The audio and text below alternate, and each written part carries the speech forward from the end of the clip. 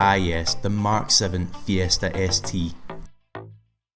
Back in 2013 when these came out, they were the bee's knees, but in an era where hot hatches are now packing 400 horsepower plus from the factory, is it a little bit disappointing to drive?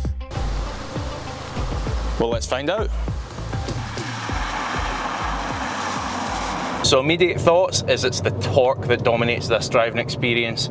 The 214 foot-pound comes in low down, anything from about 2,500, and this thing's pulling hard. It's about as far removed from a Type R of the same era as could be. Now, one thing you want to be sure of if the car you're looking at is pre-2015, make sure that cylinder head recall has been carried out, because if not, it can lead to a new engine and it's also a fire hazard. And herein lies my first contention with this car. With the obligatory tune, which we think this car has on it already, you're right around that 6-second mark to 60 mile an hour. Now in my book, that makes that really quite a quick little car. Now I recently drove an Audi TT RS, and for all intents and purposes, that's pretty much an Audi RS3, a super modern Uber hatch. F***ing hell. Now that was not a quick car, that was a level of performance that is supercar worrying. It was seriously quick. Quicker than you can probably exploit 9 times out of 10 on the public road, legally anyway. Now the thing with this little Fiesta is, you can wring its neck all day long and keep your license perfectly intact.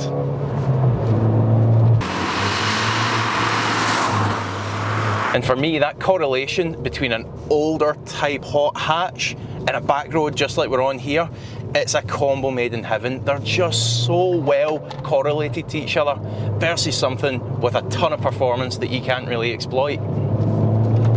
Now, as you'd expect, it's light on its toes. And when I say it's light on its toes, I mean it's light on its toes in such a way that the bigger, heavier, mega performance hatches of today just cannot match.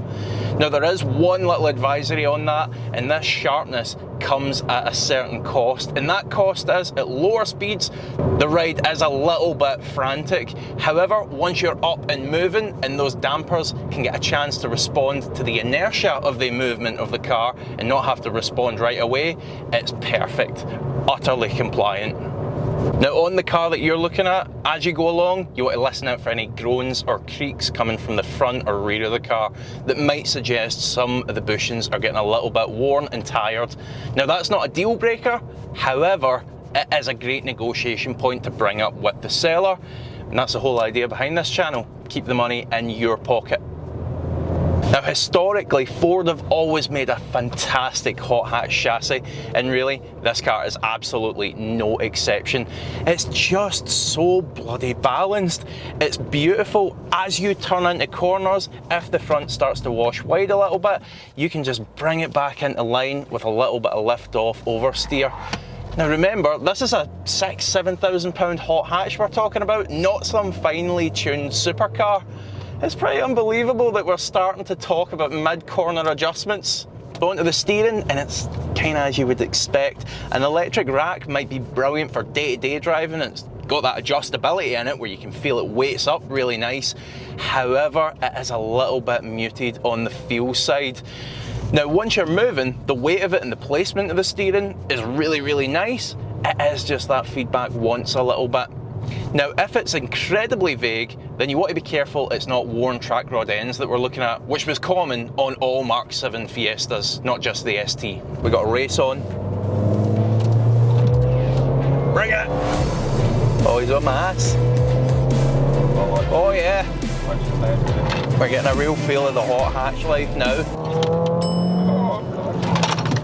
That was fun. No laws were broken. You alright? No. Right, so brakes. When it comes to the brakes, pretty much all you need is the standard package, unless you're going for major tuning. However, even in this stage 1 car, the braking power is more than enough. The pedal feel is so nice, and it dips the pedal just enough that those heel and toe changes are an absolute joy to slip through. Now on the car you're looking at, again, you want to check the discs and you want to check the pads.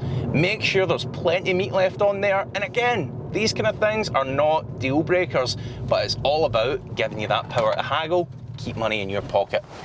There's something else I love is the car will allow you to left foot brake as well. Don't find that in contemporary hot hatches, mainly because they're all bloody automatic. Now the gearbox, brilliant. Short, snappy, accurate, gear ratios are just right. It's a real celebration of everything that the endangered manual gearbox brings to a car like this. What you do want to be careful of though, is listen out for any whining coming from the box as you drive along. Also, you want to make sure that each gear engages nice and smoothly, particularly at higher RPMs.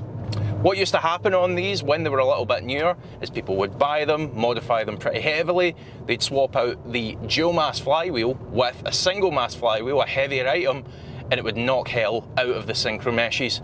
So you definitely don't want to make sure you go buying one of these and it's having trouble selecting gears because the synchro meshes are toast. So be careful of that.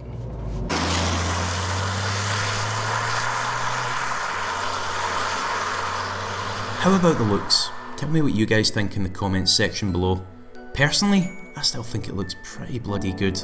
I did always think because there was no RS Fiesta in the range, there was always that little bit more scope to be a little crazier with it, but still a solid effort. On the interior, it's largely standard Fiesta, which isn't a bad thing necessarily, with the addition of your ST steering wheel and the beautiful, hugging Recaro ST seats as well. Now make sure all these electronics on the inside work, heated seats included if they're fitted, and don't miss this. Now one check you could definitely miss out on, however, is a failed DRL unit. The way that these should work, as with any other car, the indicator should come on, the DRL should dim, and then it should come back to full brightness. Now if it's not coming back to full brightness, the only way to rectify that is a new DRL unit. Not cheap. Also, make sure the illuminated sill plates light up as well, which is a small, if not a little annoying problem. And finally, this is a car that attracts young, enthusiastic drivers. Give all the body panels a good once over. But here's the biggest problem of all, my attitude. I came into this thinking this car was going to feel a little bit dated, a little bit inept, maybe a little bit disappointing, and in fact, it served as a perfect reminder as to what made hot hatches so lovable in the first place.